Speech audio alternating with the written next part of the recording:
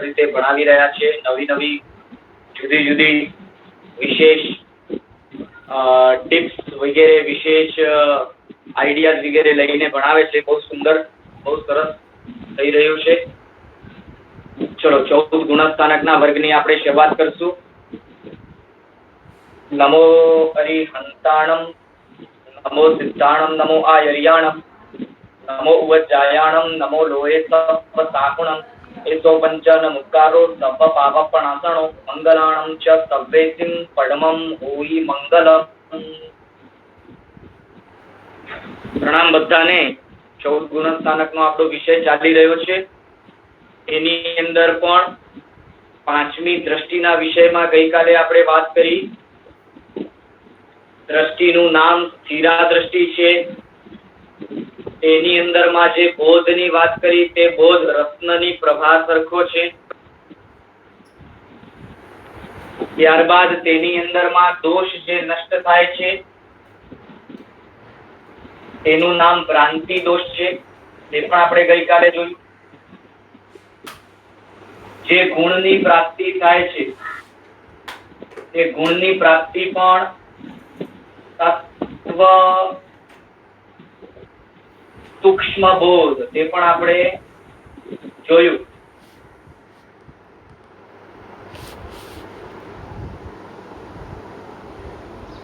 યોગનો અંગ પ્રત્યાહાર, આ હજી આપણને જોવાનું બાકી છે. ગઈકાલે આપણે એ પણ જોયું કે રત્નની પ્રભા સરખો જે બોધ આ પાંચમી દ્રષ્ટિમાં જે બતાવ્યો છે તેને 5 જુદા જુદા વિશેષણોથી યુક્ત બતાવ્યું છે. તેમાં કહ્યું પાંચમી દ્રષ્ટિમાં પ્રાપ્ત થતો બોધ અપ્રતિપાતી છે, પ્રવર્ધમાન છે, નિરપાય છે, પર પરિતાપથી વર્જિત સંતોષ આપનાર છે અને પ્રણિધાન યોની વાળો છે. આ રીતે 5 જુદા જુદા વિશેષણોથી આ રત્નની પ્રભા સરખો જે બોધ સ્થિરા દ્રષ્ટિમાં પ્રાપ્ત થાય છે તેને તેની વિશેષતા કરી છે. તો આ પાંચમી દ્રષ્ટિની અંદર થતો જે બોધ છે તે કેવો છે? તો કે તેમાં સ્થૂલ અને સૂક્ષ્મ બધી જ વસ્તુઓ જેમ રત્નના પ્રભાની અંદર દેખાતી હોય તે રીતે આ બોધની અંદર સ્થૂલ અને સૂક્ષ્મ બધો જ હેય ઉપાદેય નું બોધ અહીં આ દ્રષ્ટિની અંદર જીવને પ્રાપ્ત થાય છે. માટે ગઈકાલે આપણે જોયું કે જેમનામાં હજી ભ્રાંતિ દોષ રહેલો છે તેઓ હજી સૂક્ષ્મ રીતે હેય ઉપાદેયનો બોધ સ્પષ્ટપણે જાણી શકતા નથી.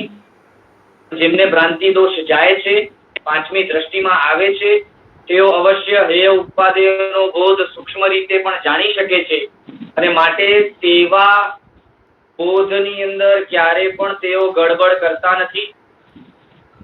અહીં તો એટલે સુધી શાસ્ત્રકાર ભગવંતો કહે છે કે કોઈ પાંચમી દ્રષ્ટિને પ્રાપ્ત કરી ચૂક્યો હોય એવો અન્ય દર્શની પણ જો પોતાના જીવનમાં એને સામેથી કોઈ બે જુદા જુદા અનુષ્ઠાનોના વિષયમાં વાત કરવામાં આવે અને તેમાં વળી અમુક અનુષ્ઠાનો એવા હોય કે જેમાં અમુક પ્રકારનો અવિવેક દેખાતો હોય અને બીજી બાજુ અમુક અનુષ્ઠાનો એવા હોય કે જ્યાં સંપૂર્ણ વિવેક પૂર્વક અનુષ્ઠાન થતો હોય, તો તેવો અન્ય દર્શનની અંદર પણ રહેલો તે જીવ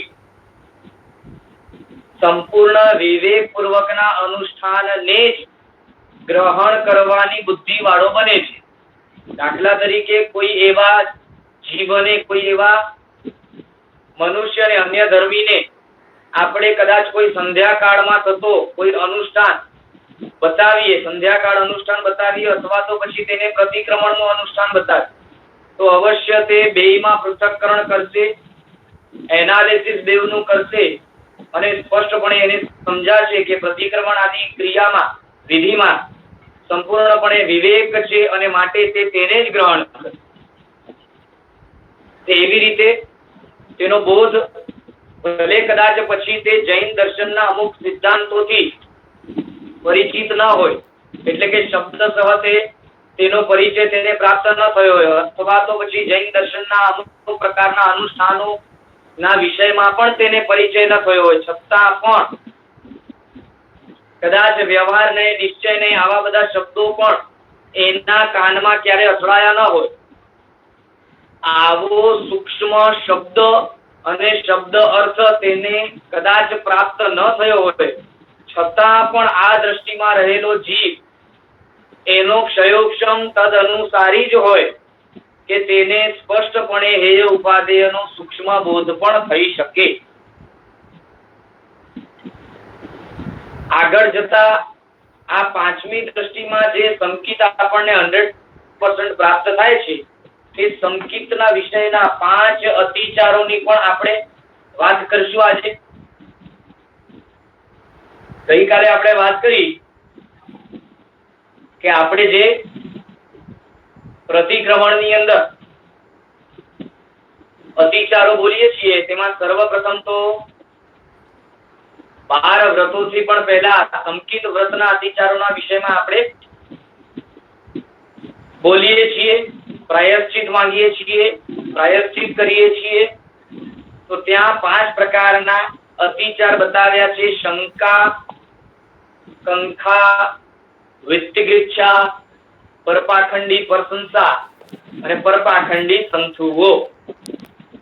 આ 5 પ્રકારના અતિચાર બતાવ્યા છે. આ પ્રાકૃત શબ્દો છે, તેના સામાન્ય ગુજરાતી શબ્દો શું બને છે? તો શંકા તો શંકા જ રહેશે, અને કંખા ને કાંક્ષા કહેવાય છે. કાંક્ષા, કંખા એટલે કાંક્ષા. તો 5 પ્રકારના અતિચારોના નામ: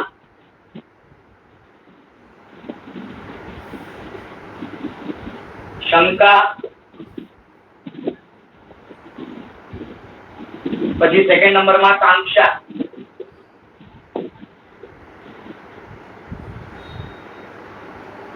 થર્ડ નંબરમાં વિચિકિત્સા,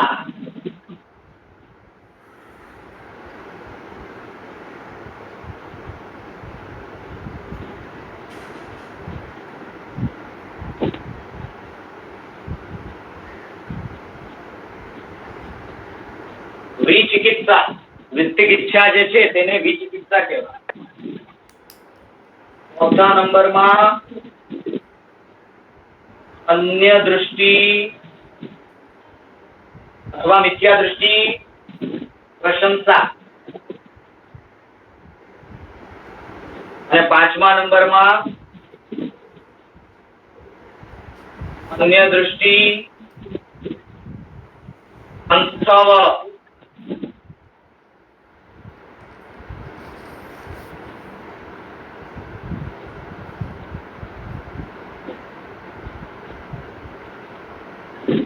આ રીતે જુદા જુદા 5 પ્રકારના અતિચારો બતાવે છે. અન્ય દૃષ્ટિ એટલે અહીંયા મિથ્યા દૃષ્ટિ પકડવાની. તો એક એક અતિચાર જે છે તેના વિષયમાં આપણે વાત કરીને તેની સ્પષ્ટતા કરશું.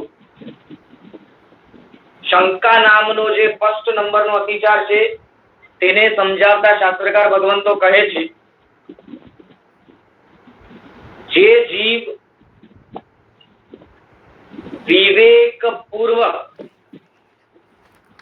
ધર્મના સિદ્ધાંતોના અભ્યાસ પૂર્વક સંકિતને ધારણ કરે છે, શ્રદ્ધા રાખે છે, તે જીવની શ્રદ્ધા સમજણ પૂર્વકની હોવાના કારણે તેમાં શંકા આદિ આવે તેવી શક્યતા અતિ અલ્પ છે. પણ જે જીવ ભોગ શ્રદ્ધાને ધરાવે છે, એટલે કે સંપૂર્ણપણે અધ્યયન આદિ, અભ્યાસ આદિ, સમજણ આદિ પૂર્વકની શ્રદ્ધા નથી, પણ છતાંય પરમાત્માના વચનો ઉપરની શ્રદ્ધા છે, તેવા પ્રકારની શ્રદ્ધા ધરાવનારા જીવને આ શંકા નામનો અતિચાર આવી શકે તેવી શક્યતા વધારે છે. પણ શંકા નામના અતિચારમાં શું સમાય છે તે સમજાવતા કહે છે, પરમાત્મા દ્વારા બતાવેલા તત્વો જે છે, જેમ કે આત્મા છે, આત્મા પોતે જ કર્મ ને બાંધે છે, આત્મા ઉપર કર્મ ચોંટે છે, કર્મ જળ છે, આત્મા પોતે ચેતન છે, આત્મા પોતે જ તે કર્મોનો ભોગતા પણ છે, સાથે સાથે આત્મા પોતે પુરુષાર્થ પૂર્વક આત્મામાંથી તે ચોંટેલા કર્મોને દૂર પણ કરી શકે છે.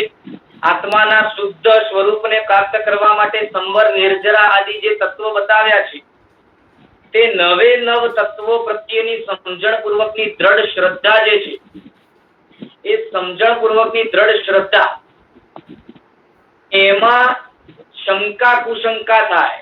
એટલે આ નવે નવ તત્વોમાં બતાવેલી બાબતોમાં શંકા આદિ થાય તો ત્યાં આ શંકા નામનો અતિચાર આવે છે. પણ સામાન્યથી આપણને અમુક પ્રકારની જિજ્ઞાસા પૂર્વકની કોઈ વસ્તુને જાણવાની જિજ્ઞાસા પૂર્વક શંકા થાય તો તેને અહીં અતિચારમાં ગણતા નથી. દાખલા તરીકે 14 રાજલોક આટલો બધો મોટો કઈ રીતે હોઈ શકે, અથવા તો આ અસંખ્ય દ્વીપ સમુદ્રો એક રાજની અંદર કઈ રીતે ગોઠવાઈ શકે, દેવો પાસે આવી તો કેવી લબ્ધિઓ હશે કે એવો તો એમનામાં કેવો પાવર હશે કે તેઓ ધારે તેવી રીતે પોતે પોતાની શક્તિનો ઉપયોગ કરીને બધી ગળમથલ કરી શકે. આવી બધી જે નાની મોટી શંકાઓ છે, મૂળ તત્વને છોડીને જિજ્ઞાસા પૂર્વક વસ્તુને જાણવા પૂર્વકની શંકા જે છે, તેને અહીં અતિચારમાં ગણતા નથી. અહીં તો સ્પષ્ટ આપણને સમજવાનું છે કે પરમાત્માએ પ્રરૂપેલા નવે નવ તત્વને જો આપણે સમજણ સ્વરૂપે ગ્રહણ કરીએ તો તેમાં શ્રદ્ધા દ્રઢ થાય. હવે જે નવ તત્વોની અંદર ક્યાંય આપણને શંકા થાય તો તે શંકા નામના અતિચારની અંદર ગણાય છે. માટે સ્પષ્ટપણે આપણને આ શંકા નામના અતિચારને ટાળવા માટે પરમાત્મા દ્વારા બતાવેલા નવે નવ તત્વ ખરેખર સંપૂર્ણ સત્ય છે, હું છદ્મસ્ત અવસ્થામાં રહેલો છું અને માટે તે અવસ્થાના કારણે કદાચ અમુક બાબતોને સમજી ન શકું તેવી શક્યતા હોઈ શકે, પણ તેટલા માત્રથી તે ખોટું પુરવાર થાય તેવું નથી. માટે મારી ઉણપના કારણે હું તત્વને સમજી નથી શકતો. બાકી ખરેખર પરમાત્મા દ્વારા બતાવેલું તત્વ જ સત્ય છે, તે પ્રમાણેની બરાબર શ્રદ્ધા આપણે અકબંધ રાખીએ તો શંકા નામનો અતિચાર જે છે તે લાગવાનો સંભવ થતો નથી. સેકન્ડ નંબરમાં જે અતિચાર બતાવ્યો તે કાંક્ષા છે. કાંક્ષા એટલે ઉન્માર્ગની ઈચ્છા, સન્માર્ગને છોડીને ઉન્માર્ગની ઈચ્છા કરવી. આ કાંક્ષા નામનો અતિચાર જે છે તે મોટે ભાગે કોને લાગવાનો સંભવ છે તે સમજાવતા શાસ્ત્રકાર ભગવંતો કહે છે કે જે જીવે ધર્મને માત્ર બાહ્ય દ્રષ્ટિથી ચમત્કાર આદિ પૂર્વક એ જોઈને સ્વીકાર કર્યો, તેવા જીવના જીવનમાં આ કાંક્ષા નામનો અતિચાર લાગી શકે તેવી સંભાવના છે.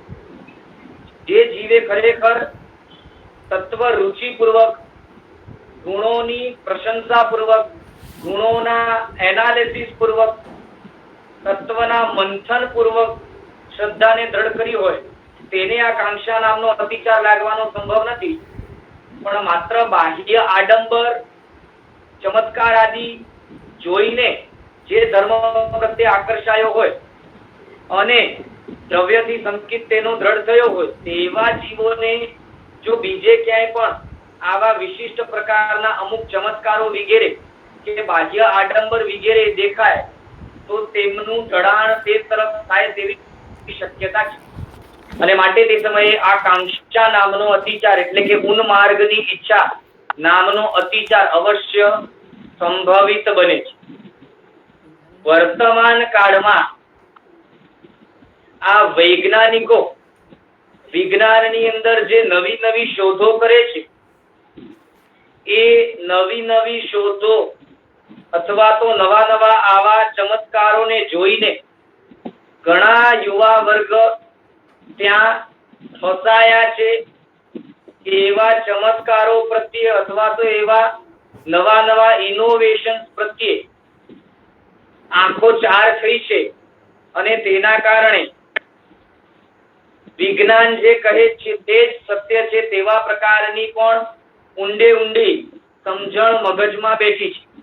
અને માટે અહીં શાસ્ત્રકાર ભગવંતો આ વિજ્ઞાન તરફનું ઢળાણ અથવા વિજ્ઞાનને સર્વસ્વ માનવું તેવા પ્રકારની માન્યતાને પણ કાંક્ષા નામના અતિચારની અંદર સંગ્રહિત કરી લે છે. ખરેખર તો જૈન દર્શનની અંદર જ્યારે વિજ્ઞાનનો વિષય આપણે ભણીએ ત્યારે વાસ્તવિકતાએ આપણને ખબર પડે કે વર્તમાનમાં જે વિજ્ઞાન જે કક્ષાએ પહોંચ્યો છે તેના કરતા કેટલી વિશેષ કક્ષાનો વિજ્ઞાન આપણા શાસ્ત્રોની અંદર દર્શાવેલો છે. પણ શાસ્ત્રોનો અભ્યાસ ન હોવાના કારણે મોટો યુવા વર્ગ આવા વૈજ્ઞાનિકોના જુદા જુદા એક્સપેરિમેન્ટથી પ્રયોગોથી આકર્ષિત થઈ અને સર્વસ્વ તેમના જ બની જાય છે. માટે એ પણ આ કાંક્ષા નામના દોષની અંદર ગણાય છે. થર્ડ નંબરનો દોષ છે વિચિકિત્સા. વિચિકિત્સા જે આપણે કહીએ છીએ તે આ વિચિકિત્સા બે વિભાગમાં વિભાજિત છે. એક વિભાગ છે ધર્મના ફળ પ્રત્યે સંદેહ. ધર્મના ફળ પ્રત્યેનો સંદેહ. અને બીજો વિભાગ છે ધર્મ તથા ધર્મીની નિંદા. એ બંને વિચિકિત્સામાં આવે છે.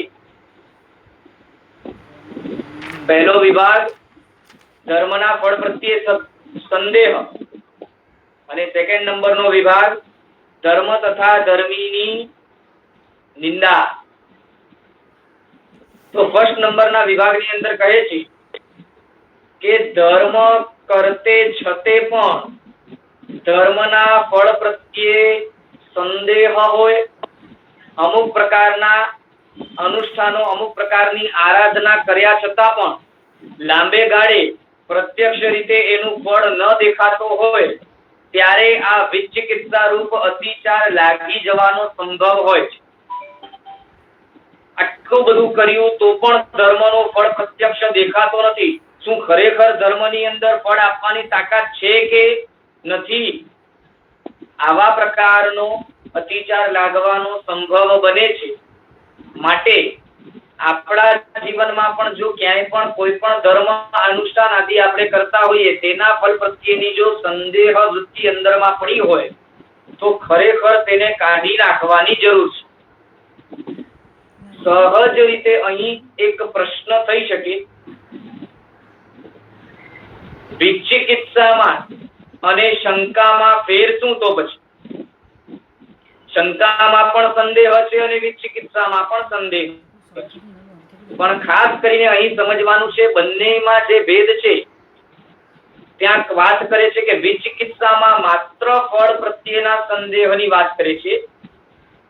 વિચિકિત્સામાં નવે નવ તત્વ પ્રત્યેની શ્રદ્ધામાં કોઈ પણ પ્રકારની શંકા નથી. ત્યાં માત્ર આ વિચિકિત્સામાં માત્ર ધર્મના ફળ પ્રત્યેના સંદેહની વાત કરી છે. તો બંનેમાં આ ફેર છે. સેકન્ડ નંબરનો વિચિકિત્સાનો વિભાગ છે ધર્મ તથા ધર્મીની નિંદા. તો ત્યાં કહે છે જે પણ જીવ ધર્મ માર્ગમાં હોય તેવા ધર્મીની તથા સંપૂર્ણ યોગ માર્ગ મોક્ષ માર્ગ એવા ધર્મની પ્રશંસા કદાચ ન થાય તો પણ નિંદા તો ન જ કરવી જોઈએ. જો આપણા જીવનમાં અમુક પ્રકારના જીવો પ્રત્યેનો વ્યક્તિગત કોઈ વેર હોય અને તે વ્યક્તિગત વેરના કારણે પણ જો આપણે તે ધર્મી હોવાથી તેની પણ નિંદામાં સામૂહિક રીતે પડીએ તો ત્યાં પણ આપણને ધર્મ તથા ધર્મીની નિંદા કરવાના કારણે આ વિચિકિત્સાનો અતિચાર અવશ્ય લાગી. માટે આ બંને બાબતોમાં, વિચિકિત્સાના બંને બાબતોમાં આપણને બરાબર જાગૃત રહેવાની જરૂર છે. ધર્મના ફળ પ્રત્યેનો કોઈ પણ પ્રકારનો સંદેહ ન હોવો જોઈએ અને સાથે સાથે ધર્મ તથા ધર્મીની આપણા જીવનમાં કોઈ પણ પ્રકારની નિંદા ન થાય તેના તરફ જાગૃત રહેવું તે અતિશય જરૂરી છે. 4th નંબરમાં કહે છે અન્ય દ્રષ્ટિ અથવા મિથ્યા દ્રષ્ટિ પ્રશંસા. અહીં આ 4થા નંબરના અતિચારમાં એમ વાત કરે છે, જે પણ સન્માર્ગની વિપરીત દશામાં રહેલા જીવો છે તે જીવોની અંદર રહેલા અમુક પ્રકારના ગુણોની પણ પ્રશંસા ન થવી જોઈએ. એટલે કે સંપૂર્ણપણે ગાઢ મિથ્યાત્વની અવસ્થામાં છે તેવા જીવોના જીવનમાં રહેલા અમુક પ્રકારના ગુણોની પણ પ્રશંસા ન થાય તેની અવશ્ય કાળજી આપણને રાખવી. કેમ કે ગાઢ મિથ્યાત્વ દશાની અંદર રહેલા જીવોના જીવનમાં રહેલા ગુણો પણ ઇનડાયરેક્ટલી તો સંસાર વર્ધક જ બને છે. માટે તેવા પ્રકારના જીવોમાં રહેલા અમુક પ્રકારના ગુણોની પણ પ્રશંસા ન થાય, પણ કદાચ મોક્ષ માર્ગની અંદર રહેલો જીવ હોય, અગર તો મોક્ષ માર્ગની અંદર આવી શકે તેવી પૂર્વ ભૂમિકાને ધરાવતો લાયકાત વાળો જીવ હોય તો તેમના જીવનમાં પણ રહેલા દોષોની પ્રશંસા ન થાય તેનું ખાસ ખ્યાલ રાખવું. અને સાથે સાથે એમના જીવનમાં રહેલા ગુણોની પણ એ રીતે પ્રશંસા થાય કે તેમનામાં રહેલું આંશિક જે મિથ્યાપણું છે તે ગુણોની પ્રશંસા કરતા ક્યાંક દર્શાઈ ન જાય. તે રીતે જો આપણે બરાબર જાગૃત રહીએ તો આ અન્ય દ્રષ્ટિ પ્રશંસા નામનો જે અતિચાર છે તેનાથી આપણે અવશ્ય બચી શકીએ તેવી સંભાવના ઊભી થાય છે. આગળ 5મા નંબરનો જે અતિચાર છે અન્ય દ્રષ્ટિ સંસ્થવ. અહીં અન્ય દ્રષ્ટિ સંસ્થવ નામનો જે 5મા નંબરનો અતિચાર છે ત્યાં વાત કરે છે, જે જગતમાં પ્રચલિત રીતે મિથ્યા દ્રષ્ટિને ધરાવનારા અંકાઈ ગયેલા છે, જે મેજોરિટી વર્ગ મિથ્યા દ્રષ્ટિ વાળો હોય, ગાઢ મિથ્યાત્વને ધરાવતો હોય, એવા વર્ગ સાથેનો પરિચય જે છે એ જો આપણા જીવનમાં વધે તો એવા મિથ્યા દ્રષ્ટિ વાળાના પરિચય વધવાથી આપણા જીવનમાં પણ તે મિથ્યા માન્યતાઓનો પ્રવેશ સંપૂર્ણ થઈ શકે અથવા તો અંશે અંશે પણ થઈ શકે તેવી શક્યતા અકબંધ રહે છે. જે જીવો અપરિપક્વ અવસ્થામાં રહેલા છે, હજી સુધી દ્રઢપણે સમજણપૂર્વકનું સંકેત નથી પામ્યા, તેવા અપરિપક્વ અવસ્થામાં રહેલા જીવો જો પોતાના જીવનમાં ગાઢ મિથ્યા દ્રષ્ટિ જીવો સાથેનો સંપર્ક કરે અને આગળ વધારે તો તેમના જીવનમાં સમ્યક્ત્વ થી તેઓ પડી શકે તેવી શક્યતાઓ ઊભી થાય છે.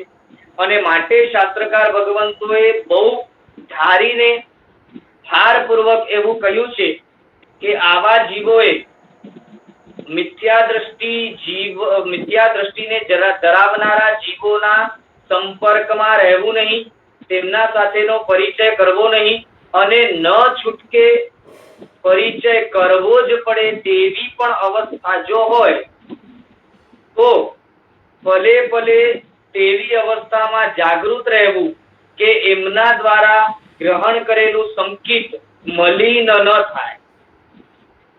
હા, બીજી બાજુ એવું પણ અવશ્ય કહે છે કે જે ગીતાર્થ છે તેવા જીવોને આ મિથ્યા દ્રષ્ટિ જીવો સાથેનો પરિચય થાય તો પણ તેમને આ 5મા નંબરનો અતિચાર લાગવાનો સંભવ બનતો નથી. કેમ કે ગીતાર્થ ગુરુઓ તો અથવા તો ગીતાર્થ વ્યક્તિઓ જે છે તે તો તેમના સંપર્કમાં આવ્યા પછી તેમની વાતો અથવા તેમના શાસ્ત્રો આદિનો અભ્યાસ કરીને પણ પોતે પોતાનું સંકિત વિશેષ રીતે દ્રઢ કરી શકે તેવી શક્તિ ધરાવે છે. તો અહીંયા અપરિપક્વ સમ્યક્ત્વ આદિને ધરાવનારા જે જીવો છે તેમને મિથ્યા દ્રષ્ટિ જીવો સાથેનો સંપર્ક વધારવો નહીં તેવા પ્રકારની વાત શાસ્ત્રકાર ભગવંતો કરે છે કે જેના કારણે એમના જીવનમાં આ 5મા નંબરનો અતિચાર ન લાગવાની સંભાવનાઓ ઊભી ન થાય.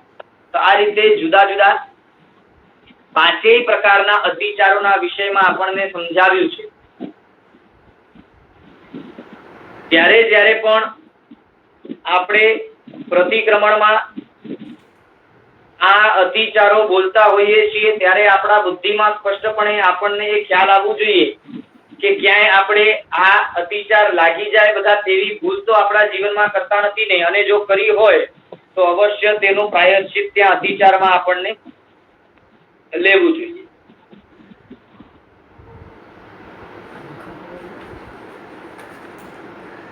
કદાચ કોઈ જીવ સંકિત સંપૂર્ણપણે પામ્યો ન હોય છતાં પણ એના જીવનમાં આ બધા જે અતિચારો છે એ ન લાગી જાય તેવા પ્રકારની કાળજી તો અવશ્ય હોવી, જેનાથી સમ્યક્ત્વથી આંશિક રીતે પણ જે સમ્યક્ત્વ પ્રાપ્ત થયું છે તેનાથી પડવાનો સંભવ ટળતો જાય અને વિશેષ રીતે વિકાસ કરી શકે તેવી સંભાવના ઊભી થતી જાય.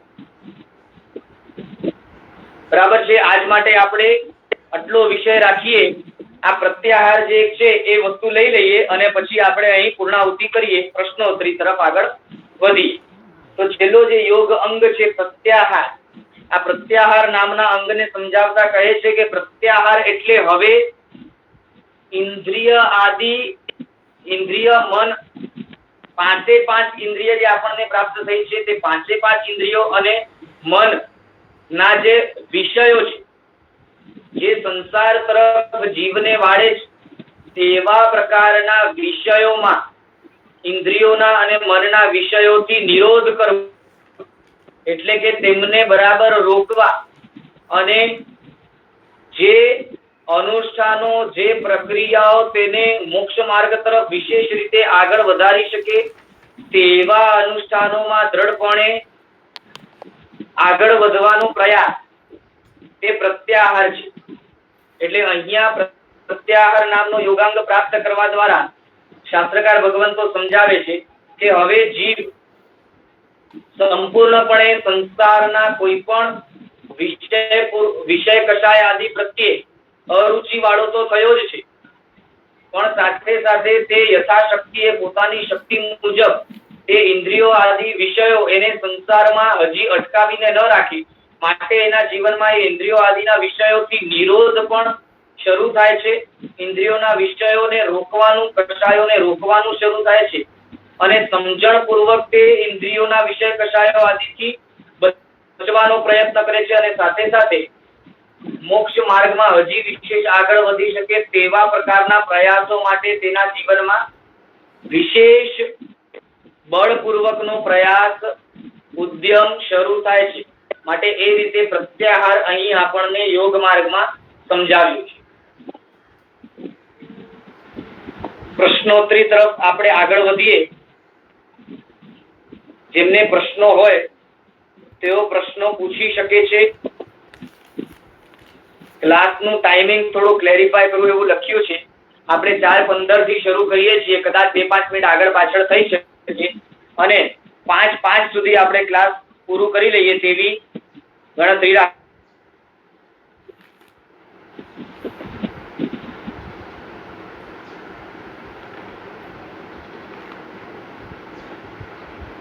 બીજો પ્રશ્ન એવો છે કે ચાર્વાક એટલે નાસ્તિકતાની ઈચ્છા એ કાંક્ષામાં આવે? જી ચોક્કસ, નાસ્તિકતાની ઈચ્છા અવશ્ય કાંક્ષાની અંદર ગણાય.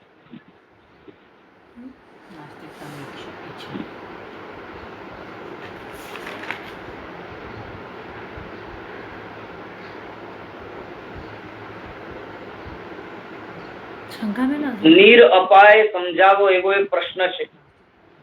નીર અપાય એટલે નબળી અવસ્થાઓમાં ન લઈ જનારો. જે નબળી દુર્ગતિની અવસ્થાઓ છે એવી અવસ્થાઓમાં ન લઈ જનારો આ બોધ છે, તેને કહેવાય નિરપાય. ઝલકબેન બોલો. પ્રણામ ગુરુજી.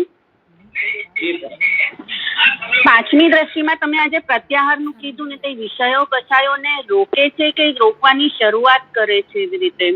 ના, શરૂઆત તો પહેલી દ્રષ્ટિથી અંશે અંશે થઈ જ ગઈ છે. અહીંયા તો વિશેષ પ્રકારના પુરુષાર્થ પૂર્વક રોકે છે. Okay, thank you. પ્રણામ ગુરુજી. નેહાબેન મારું બોલો. પ્રણામ ગુરુજી.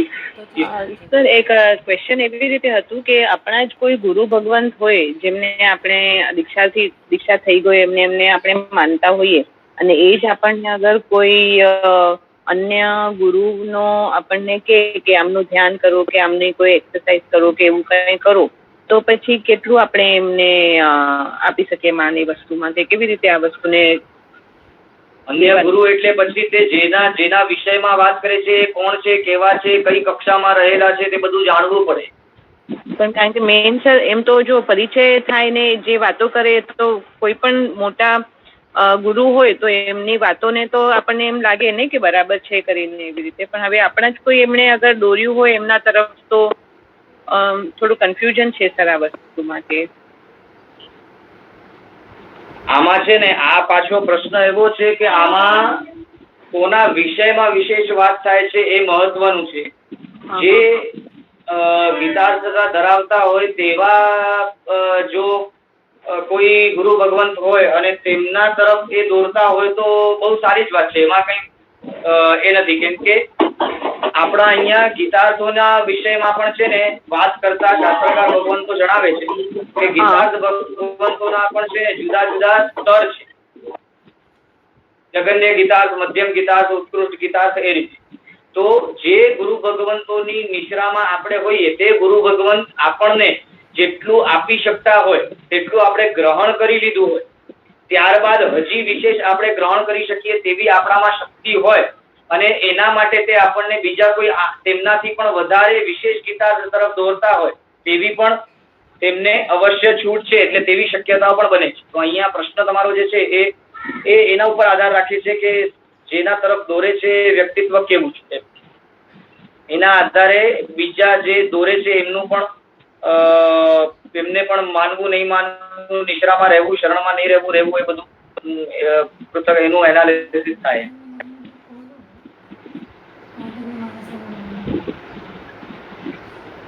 ભાવિકભાઈ બોલો. પ્રણામ નીરુભાઈ. પાંડવો તો સમ્યક દૃષ્ટિ છે, અને તો પણ કેમ રાજ્ય માટે એટલું બધું યુદ્ધ ચાલુ કરે? કેમ કે તમે કીધું ને કે એ પુરુષાર્થ વિષય કશાને રોકવા કરે, પણ અહીંયા તો પુરુષાર્થ કરે કે એમને વિષયોની તૃપ્તિ થાય, અને સાથે સાથે પરને પણ પીડા દે. અને જો એક વસ્તુ અહીંયા સમજજો, આપણા દર્શનની અંદર છે ને જુદા જુદા જે જુદી જુદી વસ્તુઓ છે તેને એક કરતા એક વિશેષ મૂલ્ય આપ્યું છે તેવું સમજાવાય છે. દાખલા તરીકે ન્યાય નીતિ આદિ છે તો તેના કરતા વધારે સદાચાર ધર્મ આદિ ચડે, એના કરતા પણ વિશેષ રીતે અધ્યાત્મ ચડે. તો જ્યાં ધર્મની રક્ષા ખાતર અથવા તો અધ્યાત્મની રક્ષા ખાતર અથવા તો સદાચાર આદિની રક્ષા ખાતર અથવા તો ભાવિ પેઢી ધર્મને પામી જાય અથવા તો જે વિશેષ પ્રકારના કુળો છે તે કુળોની માન મર્યાદા બરાબર સચવાય તેના માટે એમના જીવનમાં એમના ઓહદા પ્રમાણે એમને અમુક પ્રકારના કાર્યો કરવા પડતા હોય તેવું બની શકે. તો અહીંયા પાંડવો જે યુદ્ધ કરે છે તેના પાછળનું કારણ એમના અંદરમાં રહેલી માત્ર એક પોતાના રાજ્યને લઈ લેવાની વૃત્તિ ખાલી નથી બેઠી. એક બાજુ દુર્યોધને ચીટિંગ કરીને રાજ્ય લીધું છે. ચીટિંગમાં તેઓ જુગારમાં પોતે સામેથી ભાગીદાર બન્યા છે તે વાત અવશ્ય છે, અને ત્યાં તેમની ભૂલ થઈ છે તો તેવી ભૂલ શાસ્ત્રકારોને નોંધી પણ છે. પણ હવે આગળ જતા એમની જે ભૂલ થઈ એના કારણે એમને જે સજા મળી તે વનવાસ આદિની સજા પણ તેઓએ પૂરી કરી છે. સજા પૂરી કરી લીધા બાદ હવે આગળ આમ તો કર્તવ્ય દુર્યોધનનું આવે, નીતિપૂર્વક હવે તેમને રાજ્ય પાછું આપે, પણ એ નથી આપતો અને આગળ જતા માત્ર આ રાજ્ય આ દુર્યોધનના હાથમાં રહે તો આગળ જતા જે વંશનું જે ગૌરવ છે, વંશની જે મર્યાદા છે તે પણ આગળ જતા દુભાય એવી શક્યતાઓ બની શકે છે અને માટે એમના દ્વારા આવું થયું હોય એ રીતે આપણને અહીં સમજવું પડશે. એટલે આપણને આ વસ્તુ સમજવા માટે ખરી રીતે ઘણી બ્રોડ માઇન્ડેડ અવસ્થા છે અને એના માટે અમુક પ્રકારના જે શાસ્ત્રોના સિદ્ધાંતો આદિ છે તે પણ આપણને ત્યાં સમજવાનું આવશે. પણ યુદ્ધના ફલરૂપ તો એમનો વંશ જ પૂરો નાશ થઈ જાય ને? શું યુદ્ધના ફલરૂપે એમનું પૂરો વંશ જ નાશ થઈ જાય ને આખો? સંપૂર્ણપણે વંશ નાશ થાય તેવી તો શક્યતા નથી ને.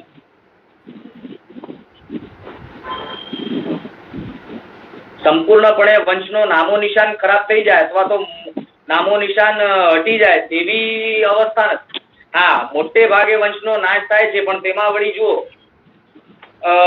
એનું મુખ્ય હેન્ડલર દુર્યોધન છે એટલે કદાચ તે યુદ્ધ આદિ ન કરે અને બધું છોડી દે, દીક્ષા આદિ લઈ લે તો આગળ તે વંશનો વિશેષ નુકસાન થઈ શકે તેવી પણ શક્યતાઓ છે. એટલે લાભાલાભની દ્રષ્ટિથી બધું જોવાનું આવે તેવો તેમનો હોદ્દો છે. પાછો પાંડવોના પુત્ર છે યુધિષ્ઠિર આદિ 5 ભાઈઓ, પોતે ખરી રીતે યુધિષ્ઠિર આ કુરુ વંશનો રાજા છે અને રાજા તરીકે યુદ્ધથી પહેલા અવસ્થા એની નથી રહી તો એ ફરી અવસ્થા પ્રાપ્ત કરીને વંશના આગળ આવનારા જીવોને પણ પ્રેરણા મળે.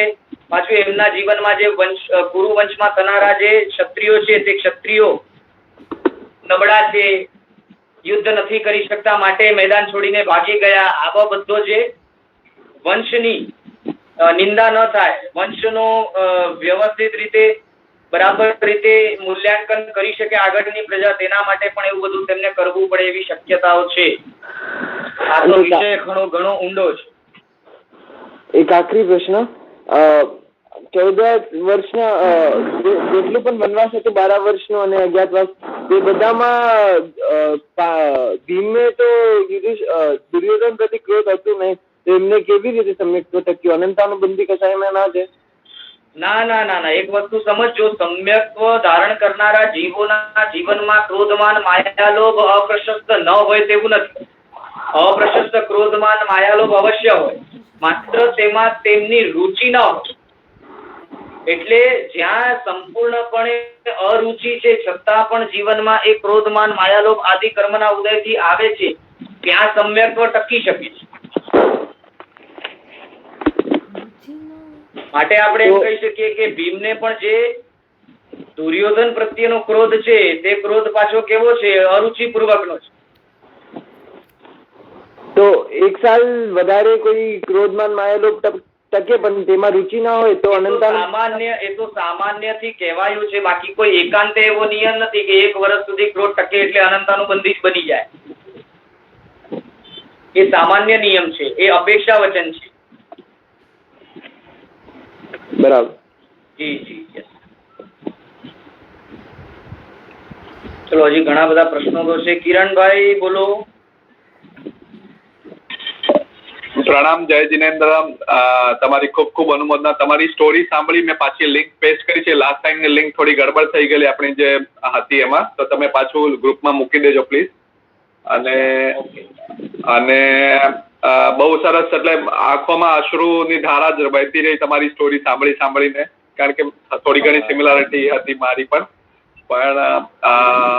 અને બીજું એક પૂછવું હતું કે આપણે કોઈ આર્ગ્યુમેન્ટ કરતું હોય કે તમે ભિખારી બી ખાતો નથી તો એને ઉપવાસનો, એટલે આપણા સ્વજન જ હોય પણ એને ઉપવાસનો લાભ થતો નથી કે જે બી, આપણે તો એવા વાર્તાલાપોમાં પડીને એમને થોડું ક્લેરિટી આપવી સારું કે પછી ઇગ્નોર કરવું? આપણને યથાર્થ સમજણ હોય એ બાબતમાં તો અવશ્ય આપણે ક્લિયર કરી શકીએ, પણ આપણને યથાર્થ સમજણ ન હોય અથવા તો વાતો કરતા એવા કોઈ પ્રશ્નો થાય કે જેનો ઉત્તર આપણા પાસે ન હોય તો તેમને સહજપણે કહેવું જોઈએ કે આનો ઉત્તર શાસ્ત્રમાં અવશ્ય છે પણ તેની ક્લેરિટી મને નથી, એટલે અવશ્ય કોઈ ગીતાર્થ ગુરુ એવા આપણને મળે કે જે આ વસ્તુની ક્લેરિફિકેશન કરી શકે તો અવશ્ય આપણને તેમને પૂછવું જોઈએ. બરાબર. એટલે હા, thank you very much. Thank you. જી આભાર.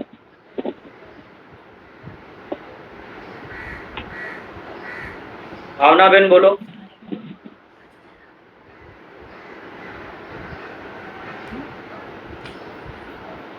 અરહમ મહેતા બોલો. ત્યાંથી અનમ્યુટ કરજો. મમતાબેન બોલો. હેલો, પ્રણામ સર. જી પ્રણામ. પ્રણામ હાજી પ્રણામ. સર, તમે કીધું નિર્પાયમાં ભૌતિક સામગ્રી વિશિષ્ટ અપાવશે, તો ભૌતિક સામગ્રી મળે તો જીવ પાછું એમાં લેપાઈને દુર્ગતિ નહીં બાંધે? ના, એવો એકાંત નિયમ નથી, કેમ કે એ ભૌતિક સામગ્રી પુણ્યાનુબંધી પુણ્યથી મળી છે. પુણ્યાનુબંધીમાં પણ આગળ ભેદ આવે છે, નિર્બંધ્ય, સાવધ્ય વગેરે. તો સાવધ્ય પુણ્યાનુબંધી પુણ્યના કારણે અમુક ભૌતિક સામગ્રી ભોગવવાનો અવસર આવે છે. તો તે ભૌતિક સામગ્રી ભોગવવાથી બહુ તો નુકસાન એટલું જ થાય કે મુક્તિમાં થોડોક ઘણો ડીલે થાય, પણ અવશ્ય તે મુક્તિ તરફ લઈ જાય. અને તે પુણ્યાનુબંધી પુણ્ય પણ રૂચિ તો ન જ હોય તેવા પ્રકારની જ અવસ્થા જીવની અવશ્ય.